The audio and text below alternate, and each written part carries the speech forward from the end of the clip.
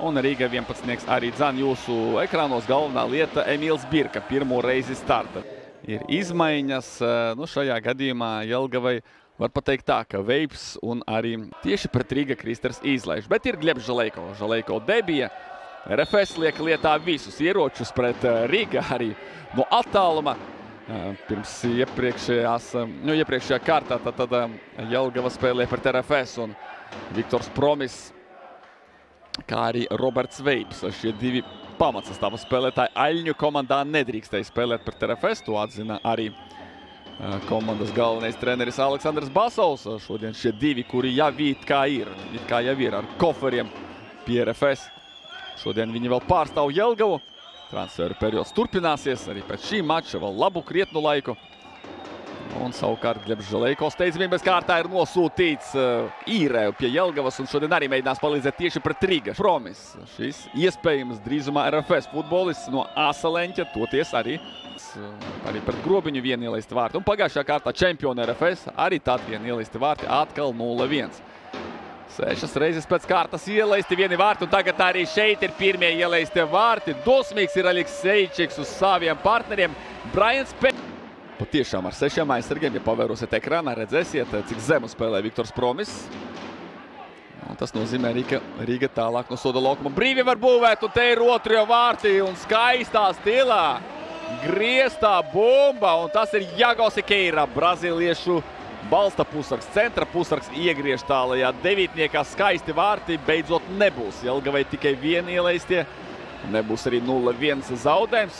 Skatīsimies, vai glābsies Jelgava kopumā šajā spēlē, bet šobrīd jau kritiska situācija un neierasta situācija Jelgavai, kad pēc spēlētām 16 minūtēm ir jau 0-2. Rāda realitātes pret Rīgas konto stadionā, Rīga mājās. Gandrīz kā neiespējamā misija, un Adamam Dvoržākam nākas te strādāt un atvairīt arī tādā nozīmē, ka arī pretinieks varbūt ne līdz galam saprot, kā spēlē. Galvenais, ka šis hauss ir kontrolēts un apzināts un saprotams pašai komandai, un tas tā noteikti ir.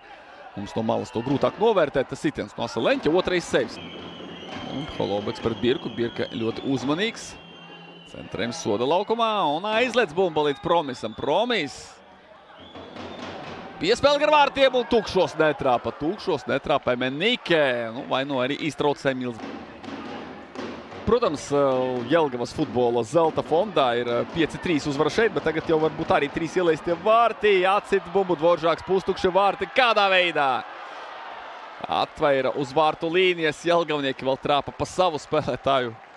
Protams, ka var pārbaudīs, vai tur nav bijusi roka, bet izskatās, ka izglābis Jelgava ar lielām pūlēm. 5-3 ir bijis Jelgavas labā ar 3 ielaistiem vārtiem. Jelgava uzvarēja šeit stadionā. Jau 2 minūtes aizritējušas. Šī pauzīte vēl pat tieši kompensācijas laikā, un tagad gan puslaiks ir beidzies. 2-0 Rīga labā.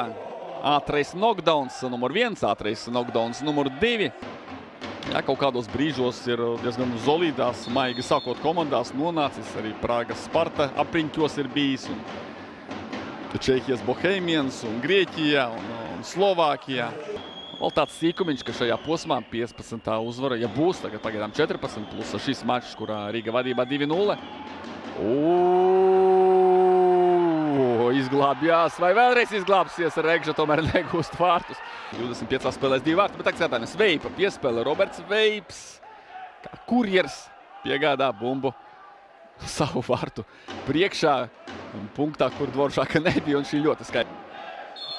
Bet kāda jēga sargāt to 0-2, tikai tāpēc, lai turpinātu šo brīnišķīgo aizsardzības statistiku ar to, ka neviena spēle nav ar vairāk nekā 2 ielaistiem, bet tagad ir pirmo reizi sezonā Jelgava ielaiž 3 un Antonis Černomordijs ir tas, kurš to... Tas gan jau no spēles, nevis ar standarta palīdzību. Kurā gadījumā tiešām aizsargi ir ļoti nākuši tālāk uzbrucējiem pēdējā laikā. Jahājā bojā tagad statistiku uz Viedrim Jelgava, pagaidām vēl nē.